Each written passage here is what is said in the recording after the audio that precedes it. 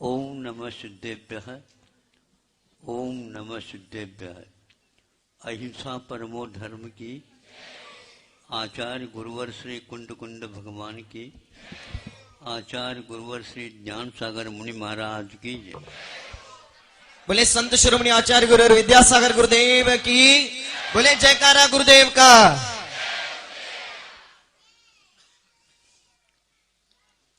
अभी आपके सामने कन्नड़ भाषा भाषी,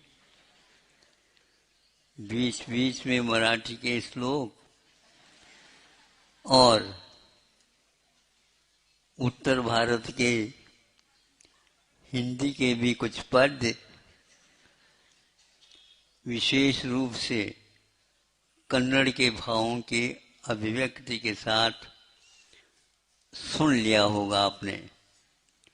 एक प्रकार से ऐसा लगा आप लोग रुग्ण हैं और आपको खिचड़ी खिला रहे हैं ये।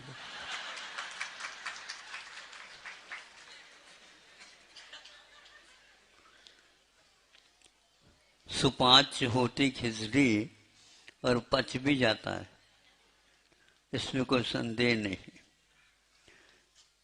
भारत एक प्रकार से भाषा बाउल है।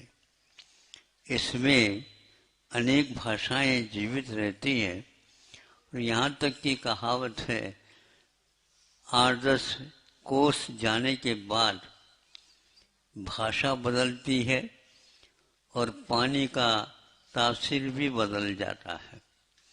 इन दोनों के साथ साथ मानसिक परिणामों के ऊपर जो संस्कार होते हैं उनमें भी परिवर्तन देखने को उपलब्ध होता है। बीच में हम सोच रहे थे और कुछ तेजी के साथ बोल रहे, इसलिए मैं सोच रहा था इनकी ओर देख तो लूं। ऐसा लगा तो देखने के लिए जाऊं तो इनको डर लग गया तो वह और बड़ी गड़बड़ हो जाएगा, इसलिए देखा नहीं। लेकिन भावों के द्वारा तो देख ही लिया था कि थोड़े से आवाज में कमी आ जाए।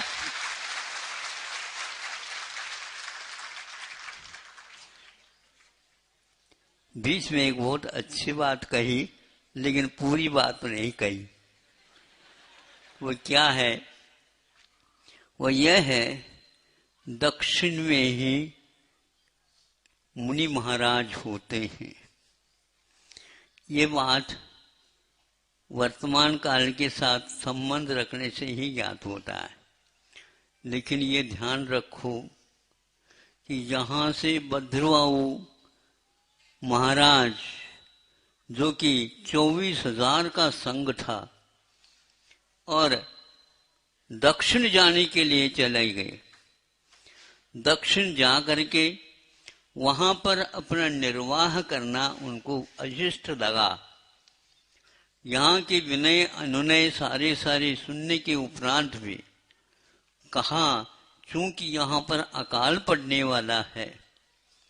अकाल में ऐसा होता है कि जैसे कोरोना अभी अब हुआ था कि लाखों एक देश ने, एक प्रांत ने, एक राष्ट्र ने, किंतु बड़े बड़े अमेरिका और यूरोप, एशिया, ऑस्ट्रेलिया, अफ्रीका आदि बड़े बड़े खंड जो कि लाखों के मैलों वर्ग मीलों में फैले हुए हैं, वहां तक एक ही मात्र कोरोना ने अपना परिचय दे करके मैं सोचता रहता था कि यह 1 महीना निकल गया, 2 महीने निकल गए, 3 महीने निकल गए, चातुर्मास स्थापित हो गया, चातुर्मास के भी 2-3 महीने निकल गए, फिर भी उसमें कोई अंतर नहीं आता और कोई कार्यक्रम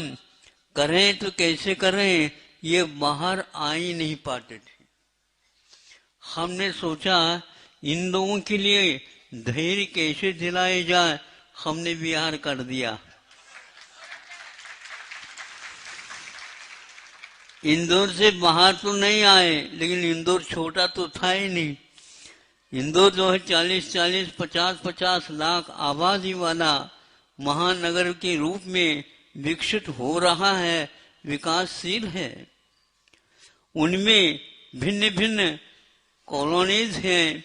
वहां पर जाकर के हम कुछ 8-10 दिन कोई भी नियामक नहीं, और वहां पर जाकर के चूंकि उनके घर तक पहुंच करके किसी भी प्रकार से उनको सांत्वना मिल जाए, क्योंकि बाहर वो निकल नहीं पा रहे थे। बाहर ऐसे जो देव दर्शन के व्रत हैं, किंतु वो शिखर के ही मात्र वंदना करके अपने खाना पूर्ति करते थे। खिड़कियों में से भी श्री जी का दर्शन मान्य नहीं था, किसी भी प्रकार से करते थे।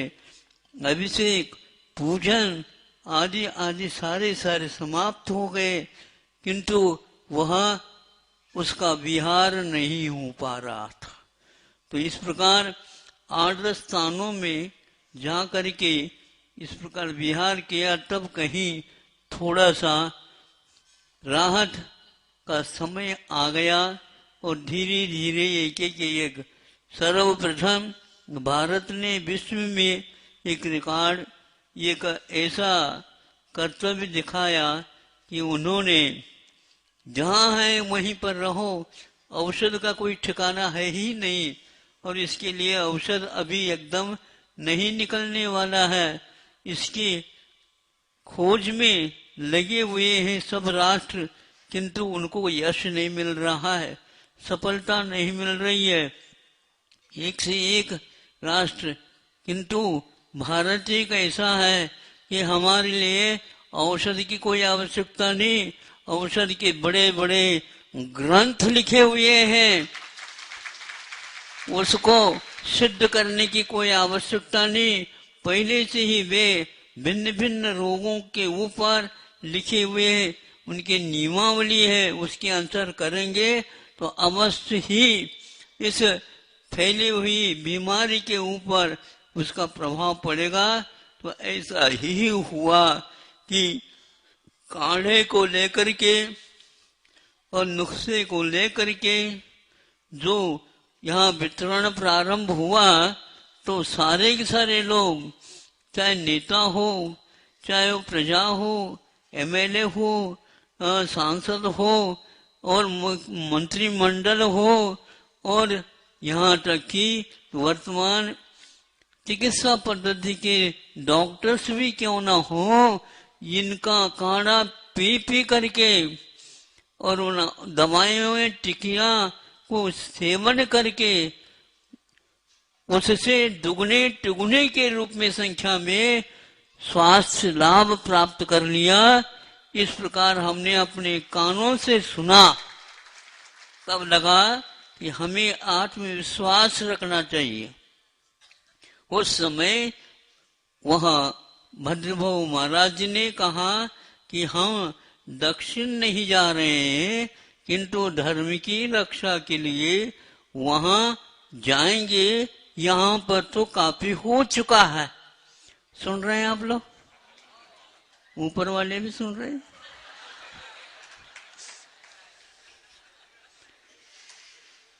तो उस समय आधा संघ 12,000 मुनि महाराजों का दक्षिण चला गया और आधा संघ यहीं पर रह गया।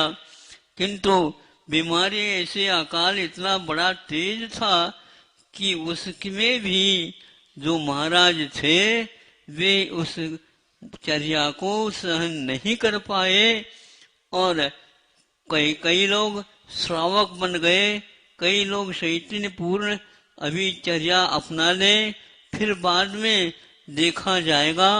इस प्रकार सोच करके 12 वर्ष निकाला।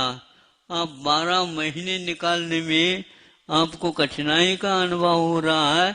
12 वर्ष कैसा निकला, घर के जितने भी पशु पक्षी सारे के सारे उजड़ गए, कोई भी, नदियां सब सूख गई, पेड़ पत्ते कोई रहे नहीं, रह भी गए तो मात्र हड्डी मात्र उनके ऊपर से जो शाखाएं उपशाखाएं सूख चुकी थी, पानी कहां से आता होगा, पसीना तक नहीं आता था, शरीर भी सूख गया, किंतु धर्म के प्रति समर्पण भाव, धर्म के प्रति आस्था, धर्म के प्रति ये भी कहा ना, ये आप ही सब कुछ है, तंदे ताई मगरो अड़ोस पड़ोस सारे सारे। हमारे तो 50 वर्ष से भी ज्यादा वर्ष हो गए हैं।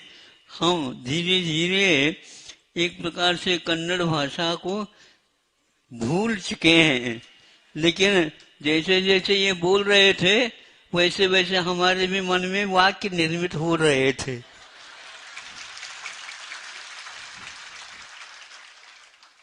क्योंकि 100 ವರ್ಷದ बुद्धि 100 ವರ್ಷದವರೆಗೆ।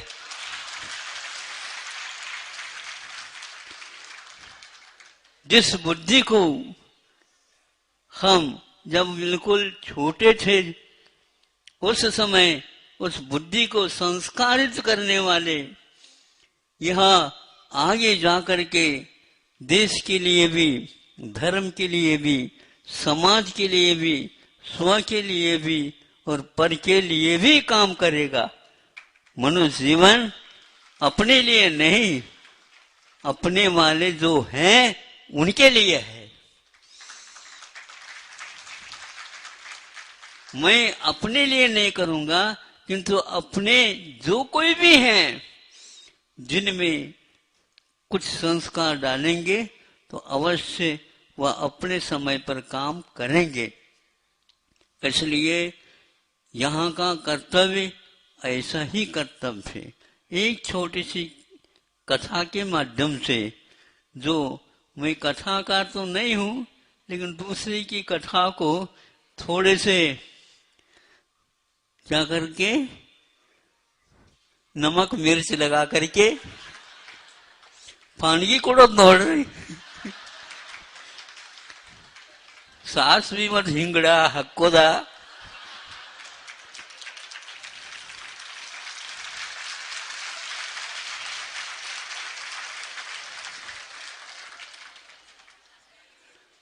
तड़का बोलते हैं अब तड़का है उससे। लेकिन ये ध्यान रखो वह तड़का किसको दिया जाता है।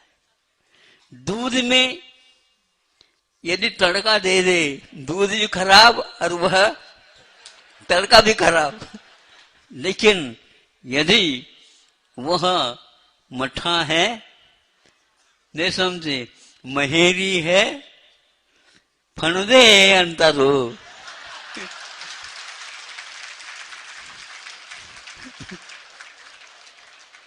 कई लोग भूल गए होंगे, लेकिन हम छुटपन में हाँ हरिवतन रे संजय मुंड बेलो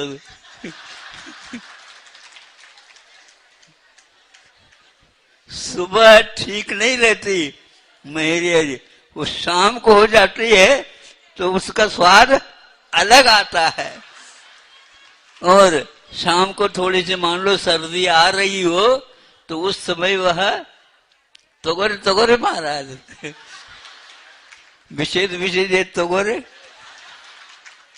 इस प्रकार संस्कार डाल करके आपके जितने भी श्रम हैं उन श्रम को दूर करने वाले पाक शास्त्री लोग भी अपने उस विद्या बुद्धि का सदुपयोग करके जीवन को किस ढंग से पल्लवित पुष्पित करते हैं इसे ज्ञात होता है। तो 100 ವರ್ಷದ ಬಗ್ಗೆ ये 3 साल का संस्कार 100 वर्ष, मैं तो कहता हूं 100 वर्ष नहीं, जब तक मोक्ष नहीं मिलता तब तक वे संस्कार जीवित रहते हैं। एक शरीर छूटता है, कोशिकाएं मुरझा जाती हैं, लेकिन सूक्ष्म जो शरीर है उसके ऊपर जो संस्कार डाले गए हैं वह वहां तक जाने के उपरांत भी कहीं जाते नहीं, अपने काम करते रहते हैं। थोड़े से ही मिट्टी, थोड़ी से ही पानी, थोड़ी से भी खाद, थोड़ी से भी रख रखाव हो गया तो वही बीज कहाँ पर था पता नहीं, और वह विशाल वट वृक्ष के रूप में आ जाता है। हमारे गुरुओं ने हम लोगों के ऊपर ऐसे संस्कार डाले। माता पिता योग से वृद्धावस्था में उनके आंखें चली गई। अब इसके उपरांत लड़का एक है, उसकी कथा हमने छोटी सुनी थी दूसरी कक्षा में। ಎರಡನೇ ಹತ್ತಿಯಲ್ಲಿ ಪಾಠ್ಯಕ್ರಮದೊಳಗ ಒಂದು ಕಥೆ ಬಂದಿತ್ತು. ತಮ್ಮ ನಂದೆ ತಮ್ಮ ಮುಂದೆ ಇಳಿಯುತ್ತೆ. ತಪ್ಪತ್ತು ಆಗೋದಿಲ್ಲ. ಮತ್ತೆ ನೀವು ಇಳಿಕೆ ಬರೋದಿಲ್ಲ. ನಾವು ಇಟ್ಟೇವಾದ ಈ ನೆನಪು ಇಷ್ಟ ಇದೆ. ನೀವು ನಿಮ್ಮ ಕಣ್ಣಾಗ ನೀರ ಬರ್ತಾವ. हाँ, संस्कार के जो आंखें हों उनमें से पानी फूटता है, और संस्कार रहित विषयों के संस्कार से जो है आंखें फूट जाएं फिर भी पानी नहीं आ सकता। ऐसे कहानियों को भी लिख करके हमारे ऊपर वे लोग बहुत बड़े उपकार करते हैं, जो वृद्धावस्था में भी काम में आ सकती है, आती है। और आज वह एक छोटी छोटी किताब भी, कथानक भी बड़े बड़े शोधकारों के लिए पाठ्यक्रम में आ चुका है। इसको सुन लो आप। कटी लेने प्रत्येक व्यक्ति का जीवन एक कथानक है। उनको कहा, बेटा तुम बड़े हो गए हो, अब हमारा काम छोड़ दो, तुम अपने अपने काम में लग जाओ, ताकि हम इस जीवन के अंतिम घड़ी तक धर्मदान कर रहे हैं कि तीर्थ यात्रा की भावना है, कोई न कोई ले जाएगा, और आंखें सब बंद हो गई हैं। तो वह लड़का कहता है, ये हमारा जीवन तो शेष है, वो तो जब तक है तब तक तो मैं आप लोगों को तीर्थ यात्रा की भावना को पूर्ण करके ही रहूंगा। और वह कहते, कैसे रहे बेटा, हम तो दो हैं, हम चल नहीं सकते। हाँ बिल्कुल, मैं चल सकता हूँ, और मेरे दोनों पैरों में ऐसे आपने शक्ति ऊर्जा को प्रभावित किया है, उससे सब काम हो जाएगा। कैसे हो जाएगा? उन्होंने एक कावड़ी बना दी।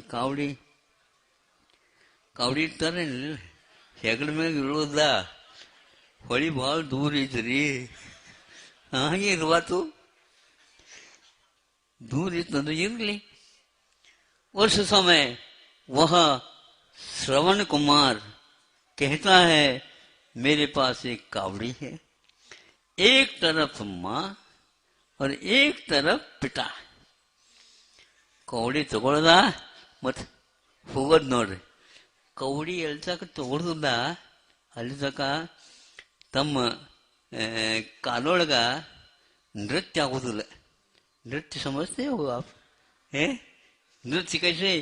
जब कावड़ी अपने कंधों के ऊपर लेते हैं उस समय अपने आप ही पैर यूं यूं होने लग जाते हैं, और आपको चलना नहीं है, आपको भागना है. बूढ़े भी हो तो भी वहां पैरों में तो पहलवान लगता है, और ऊपर से भले ही बालों के पीछा से सफेद हो, लेकिन उसकी ऊर्जा अपने आप ही काम करने लग जाती है. श्रवण अपने आप ही चलने लगा, और इस प्रकार प्रतिदिन शाम को कहीं न कहीं मुकाम किया जाता था. एक दिन ऐसा आ गया, कैसा आ गया, उसके मन में, श्रवण कुमार के मन में, कहां तक हम करेंगे, ये यात्रा पूर्ण तो होने वाली ही नहीं. जीवन यात्रा के समान फिर भी वो हो सकती है. इतनी वृद्धावस्था में अंधत्व के साथ इनको कैसे हम ले जा सकेंगे? और दूसरा कोई न कोई आ ही जाएगा, मैं अकेला थोड़ा हूं। इस प्रकार मन में विपरीत भाव आने लगे। आते आते आते फिर इसके उपरांत वहां एक स्थान था जहां पर नदी थी, नदी को पार करना था।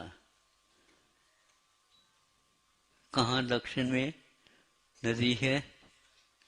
सदलगा और बोझ के बीच में दूध गंगा, वेद गंगा, पंच गंगा और चकुत्रा। कृष्णा जादू बहुत दूर ಇರ್ತದೆ. ಅದನ್ನು ನೀರು ಬರ್ತಿದ್ದು ಎಲ್ಲಿ ಬರ್ತವೆ दूरದ್ದು. ये तो है गंगा, गंगा आपके यहाँ दक्षिण या उत्तर में एक गंगा है और दक्षिण में केवल 20-25 किलोमीटर के बीच में 4 गंगा।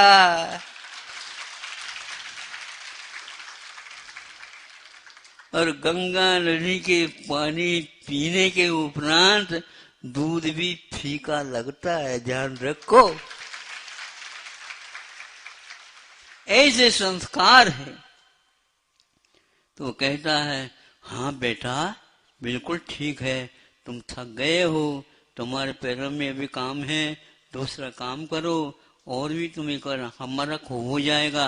हमारा जीवन तो अब अंतिम है, अंतिम श्वास में यात्रा का विकल्प है, लेकिन वो यात्रा अपने आप हमारी हो जाएगी। जीवन यात्रा तो पूर्ण होने को है।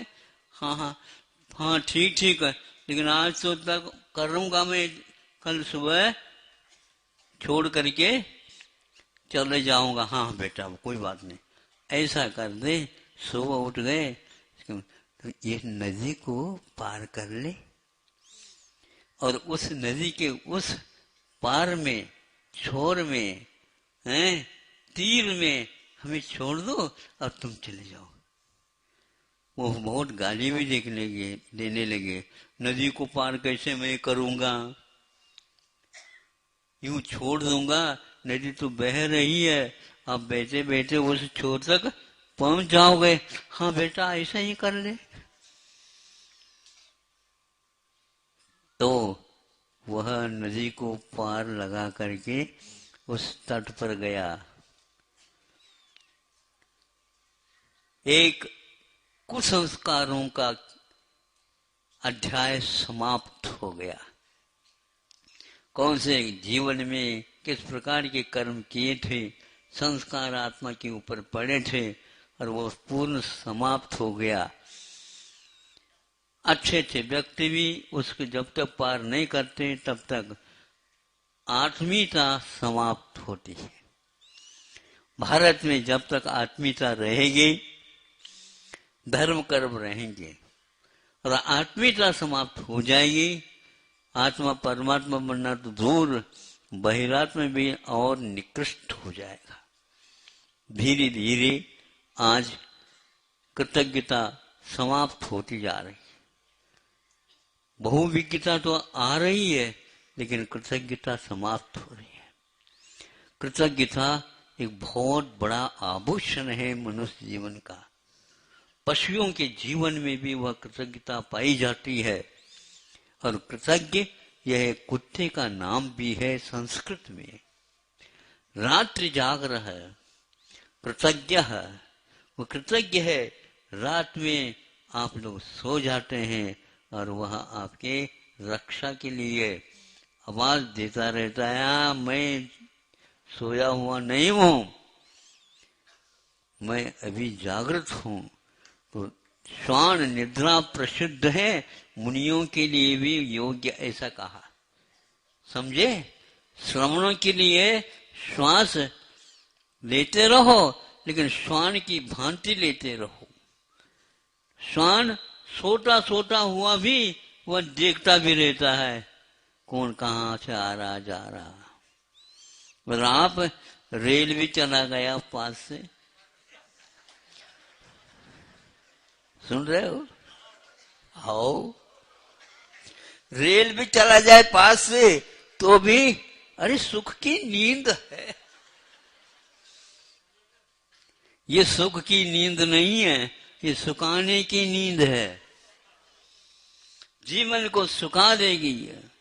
तो वहां कहता है क्या हो गया, कुछ नहीं हुआ, सुबह उठे चला गया। उस तीर पर जब उनको अब मैं जा रहा हूं, हाँ बेटा हमारा आशीर्वाद है, तुम्हारी भी यात्रा अच्छी हो, आपने हमारी यात्रा थोड़ी सी बच गई है वो पूर्ण हो ही जाएगी, ये सारा श्रेय तुम्हें ही मिलेगा। नहीं नहीं ऐसा कह दिया नहीं, एकदम उसके भावों में परिवर्तन आता, पैरों में जाकर के पड़ गया और कहता है मेरी गलती क्षम्य हो, मेरा अपराध दूर हो, मैंने जो आपके बारे में शब्दों के प्रयोग किए उनके माध्यम से अभी भी मेरे भीतर की कलियां कप रहा है, इसका पाप कितना होगा, लेकिन आप लोगों ने उसको गालियां नहीं, गाली का अर्थ गाली भी होती है, गाली यानी गीत गाया। ये तो हम गाएं या दूसरे गाएं, प्रत्येक व्यक्ति की कथा गीतमय है। हम गाते रहें, हम रोते रहें अथवा गाते रहें, बात एक ही है। जब रोते रोते जीवन को जीने की अपेक्षा से हमारे लिए कहानी मिलती है, बेटा तू गाता जा। यदि वहां दूसरा तुम्हारे लिए गाली देता है तो 3-4 और दे दे तो बहुत अच्छा होगा, हमारा पेट भर जाएगा, एक बार का अन्न बच जाएगा। ऐसे कहने वाले होते थे। तो वह माता पिता कहते हैं कि नहीं बेटा क्षमा की कोई आवश्यकता नहीं, तुमने तो बहुत अच्छे काम किए। नहीं आज तो मैंने अपराध किया है, अब कभी भी मैं ऐसा बोलूंगा नहीं, आदि कहता। तो फिर कोई बात नहीं बेटा, ऐसा भाव हो जाते हैं, तुम्हारी यह रीत नहीं, ये संसार की रीत है। आत्मा इस प्रकार कभी भी नहीं सोचते हैं, लेकिन कर्मों के उदय में सोचा जाता है। हमारा ही कर्मों का उदय इस प्रकार था। तुम्हारे जैसे चिरंजीव भी आज इधर उधर की बातें करना तुम्हारी नहीं है वो, ऐसा कहा। तो वो कहता वहां तो ऐसे भाव आ रहे थे, अब यहाँ पर भाव में पुनः ऐसा लगे कि अब हम रुकेंगे ही नहीं, तीर्थ यात्रा पूर्ण करके ही श्वास लेंगे। ये ऐसे कैसे हुआ बता दो। सुन रहे हो आप लोग? सुनो। हाँ, अब यही जान है पंक्ति, इसकी मैं बहुत देर से प्रतीक्षा कर रहा था, इन लोगों के कानों में पहुंचेगी क्या नहीं पहुंचेगी। पहुंचा दूंगा मैं। न्यू भी न्यू हाँ यान ಕೇಳ್ರಿ ಕಥಾ ಕೇಳೋದ ನಾವ್ ಯಾನ್ ಹೇಳ್ತೇವ ಅದು ಕೇಳೋದ ऊपर ऊपर है बेहतर से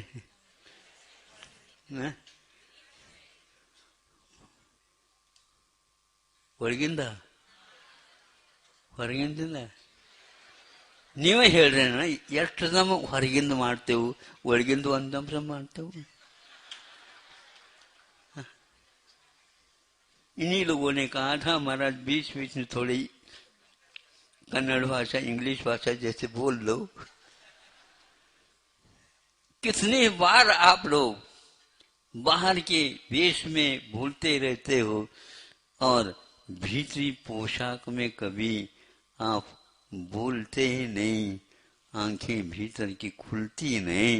ये तो केवल दिखाने की जो आंखें हैं, ये आंखें नहीं हैं, ज्योति का नाम आंखें हैं। वो आंखें बंद करने के उपरांत भी हम उसके माध्यम से अच्छे अच्छे भूले हुए चित्र को भी सामने देखते रहते हैं। बल्कि यूं कहना चाहिए, संस्कार की आंखों से जब हमने पढ़ाई की है उनको इस समय नहीं, जब हम अंतिम संस्कार के पास पहुंच जाते हैं वहां पर संसार को समाप्त करने की क्षमता हमारे पास आ जाती है। इसी को बोलते हैं संस्कार। 3 ವರ್ಷದ ಬುದ್ಧಿ 100 ವರ್ಷದಲ್ಲ, 100 ಹಲವಾರು ವರ್ಷಗಳ ತನಕ, बहुत वर्षों तक वो संस्कार बना रहता है। निगोद के संस्कार भी नित्य निगोद से आकर के मोक्ष होने तक वो संस्कार काम करता रहता है। भावों का खेल है ये। जब पूछा श्रवण ने वहां पर ऐसे भाव क्यों हो रहे थे, तो बेटा वह स्थान गलत था। कौन सा? जहां पर रात में हम लोगों ने विश्राम किए। नदी के उस पार जो था, उस पार जीवन का था ही नहीं। वह तो जीवन के उपयोगी रक्त पीने की इच्छा करने वाला था स्थान। ऐसा क्या था बताओ तो, ऐसे कैसे हुआ? तो बहुत दिन के बाद भी संस्कार पड़े रहते हैं।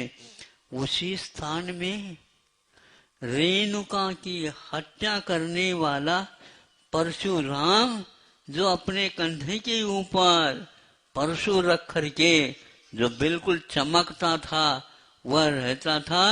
और जिस दिन पिताजी ने कहा तुम जाओ तभी यह सिद्ध होगा तुम्हारे लिए, क्या यह जा करके तुम अपने इस परशु के माध्यम से मां के गर्दन के ऊपर रख करके मारो और उस खून को तिलक के रूप में मैं लगाऊंगा तो यह मंत्र सिद्ध होगा, या और कुछ भी उन्होंने नियम दिया। यह आवश्यक है, तभी तुम मेरे मित्र नहीं मेरे पुत्र हो। नहीं है तो मैं समझूंगा तुम्हारा हमारा कोई नाता भी नहीं, रिश्ता भी नहीं, दक्षिण भी नहीं, उत्तर भी नहीं। क्या संबंध है? ये शरीर यूं पड़ जाएगा, गिर जाएगा, आत्मा कहां पर चली जाती? सब नम्मार भी हाजरी, हाँ नम्मार ಆಗಿರು ನಮ್ಮವ್ರ ಆಗಿರ್ಬೇಕು, ಆಗುದಿಲ್ಲ, ಯಾರಾಗುದಿಲ್ಲ. ಇದನ್ನ ನೀವು ಬರೆದಿಟ್ಕೊರಿ. ಯಾಕಂದ್ರೆ ಸುಣ್ಣ ಹಚ್ಚಿ ಗಾಡಿ ಮ್ಯಾಗ ಬರೆದಿಟ್ರಿ ನೀವು. अच्छे वाक्य लिख करके रखो, जब आप सो जाओगे तो ऊपर देख करके पढ़ोगे तब मालूम पड़ेगा कौन से गादे या बरहा। ये क्या है? सूक्तियां हैं, जिन सूक्तियों में से झरता रहता है।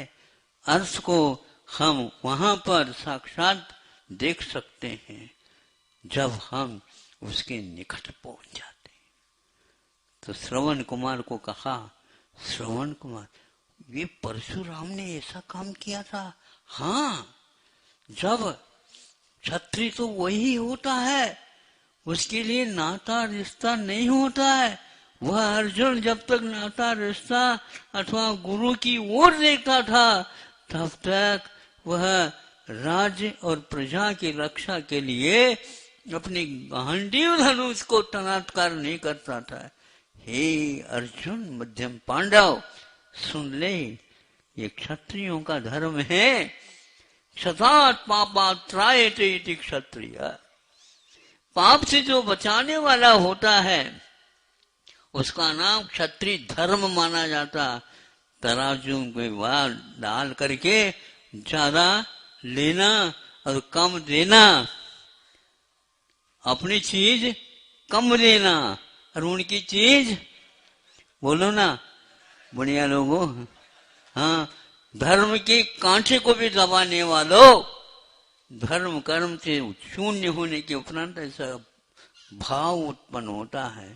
लेकिन किसान कभी भी तराजू नहीं उठाता है, बोरियों से बात करता रहता है। ऐसी दया रहती है, तो वो कार्य कर लिया।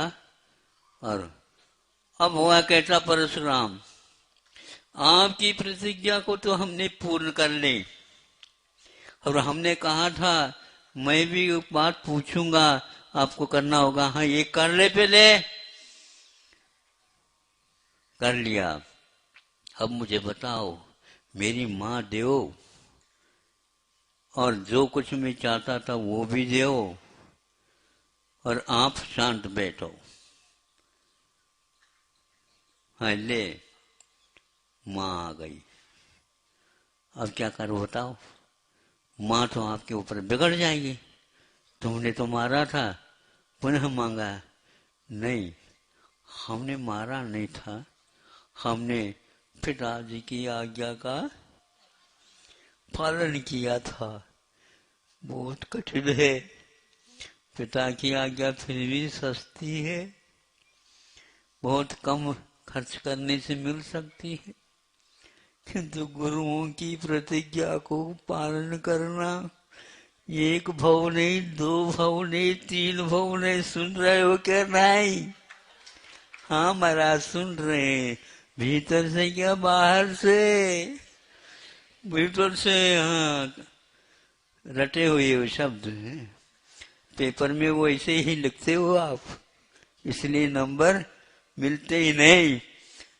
दक्षिण में नंबर को गुण कहते हैं, अथवा गुण भी कहते हैं, तो अंक कहते हैं। अंक, अंक का अर्थ क्या आना थी?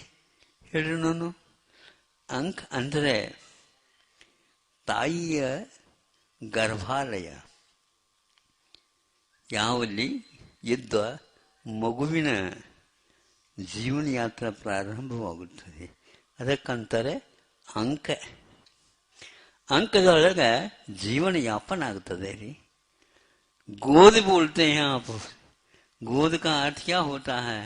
वह माँ का गोद है, वहां पर अभय हमेशा हमेशा पलता है, वहां पर मृत्यु नहीं, वहां पर जीवन हमेशा खेलता रहता है, ऐसा संस्कार। तो उसने कहा ये कैसी बात है?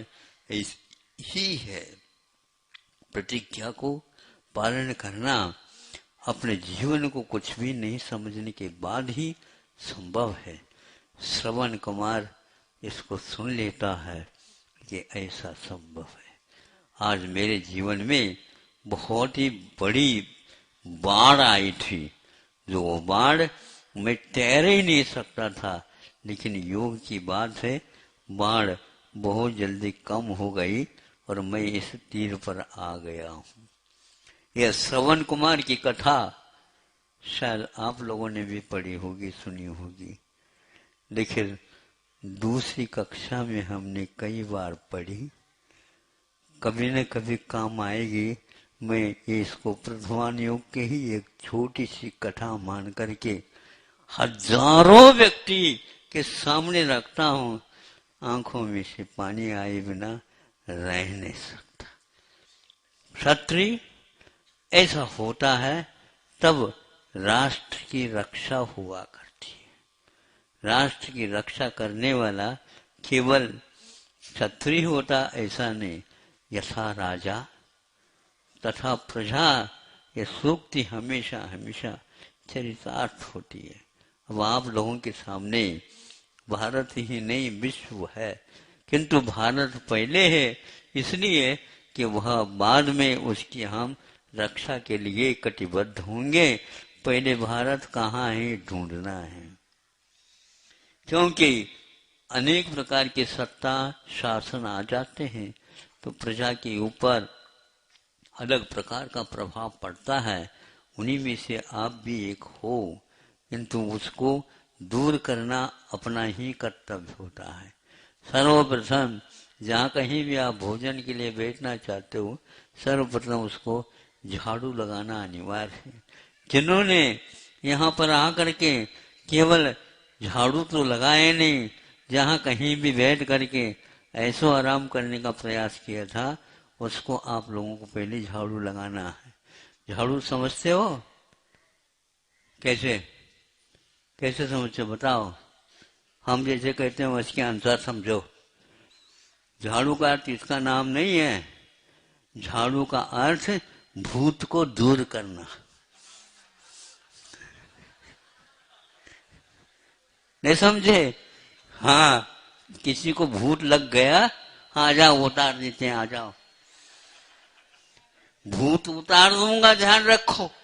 आंखें का देख लो, आंखें की ओर। वो कैसे आंखें बना दे, तुम्हारे भूत को उतार दूंगा। अपने आप समझ में आ जाते हैं। इसलिए आपको भूत को उतारने के लिए गुरुओं को भी नियुक्त किया जाता है। सुन रहे हो? उतारे रहेंगे हम, ध्यान रखना। जो पहले बैठेगा उसका पहले उतरेगा। जो दूर बैठा है वो भागो नहीं। हम अपनी सेना भेज देंगे, उसको उतार करके ही रहेंगे, क्योंकि हमने प्रतिज्ञा ली है। मतलब आपने पहले ही कहा था भूत को उतारो, हमारा उतरता नहीं। वो कैसा नहीं उतरता? नदी जब उतरती है चढ़ करके, पानी बंद हो जाए तो निश्चित रूप से आपके पास पानी इतना है ही कहाँ जो भूत नहीं उतरे। उतारेंगे हम, अवश्य उतारेंगे। दो को भी मिथ्यात्व, कषाय, स्वार्थ परायणता आदि भूत लगी है, वह एक ही मंत्र फूंकते ही वहां भूत को भागना ही पड़ेगा। इसलिए नहीं भागो, पहले चरण छुओ फिर भागो। भागते क्यों हो? डरो नहीं। हम आपको भाग ऐसा नहीं कह रहे हैं, भूत को भगा रहे हैं। तुम तो हमारे हो। लेकिन जब तक आप भूत से सवार है आपके ऊपर, हम आपको छोड़ेंगे नहीं। भगा के रहेंगे और हम भी पीछे रहेंगे, देखेंगे कौन होता, कौन कहां तक भागता है। इसलिए या तो आप प्रतिज्ञा लो, नहीं लेते हो तो जब लो घट में प्राण। हाँ, राम के लिए कहा जाता है, राम के लिए कहा जाता है। बहुत अच्छी पंक्ति है वो। प्राण जाए पर प्राण नहीं जाए, यही रीत गुरुकुल से लघुकुल से आए। लघुकुल और गुरुकुल लगभग समानार्थक जैसे हैं। हम पहले विद्यालय लघुकुल यानी गुरुकुल में पढ़ते थे, तो उस समय लघुकुल की बात आती थी। रघुकुल का अर्थ होता है राम का कुल, और लघुकुल का अर्थ भी नम्रता का कुल। ये इस प्रकार अर्थ से भरा हुआ ये शब्द है जो गुरुकुल में सुनने के लिए हमें उपलब्ध होते थे। आप लोगों ने बहुत बड़ा काम किया, जो आज सुबह के भी डांट को और इस भगाने की बात जो झाड़ू से भूत को उतारने को भी सहन कर लिया, वो हमारे विचार से अब वह रह नहीं सकेगा भूत, और आपके पास नहीं रह सकेगा तो अड़ोस पड़ोस के भी पास वो आ नहीं पाएगा, क्योंकि आप उसके साथ कभी भी व्यवहार करेंगे ही नहीं। सभी आपके आत्मीयताएं यहाँ पर उद्घाटित होंगे। एक बार भारत को भारत के रूप में याद करो, निश्चित भी विश्व में जहाँ कहीं भी हो रहा कुछ घबराहट हो रही है, वो सब शांत हो जाएगी। शांत हो, इसी भावना के साथ आज का यह संस्कारित कथानक के साथ वक्त छोटा सा पूर्ण होता है। अब हम पूछना ये चाहते हैं कि ये बताओ, दक्षिण से जो आए हैं वो इस कथा से परिचित हुए क्या नहीं है? कथा कैसे है, कैसे लगी बताओ? हैं गए तो है शुरू है तो ತಿನ್ನಿಸ್ ಚಲೋ ಆಯ್ತು ಅಂದ್ರೆ ತಿನ್ರಿ ಮತ್ತೇನ್ ಮಾಡು.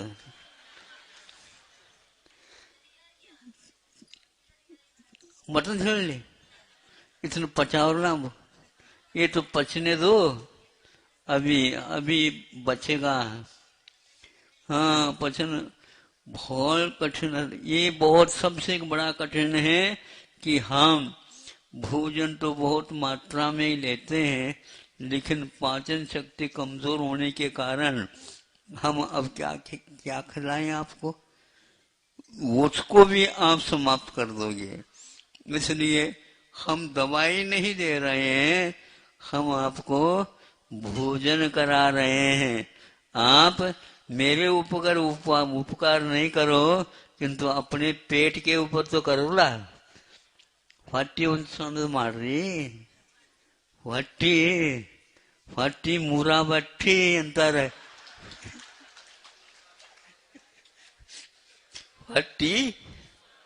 ಹೊಟ್ಟಿತು ಏನು ಮಾಲ್ಗಾರ ಮನೆಯದ ಮಟ್ಟಿದೆ.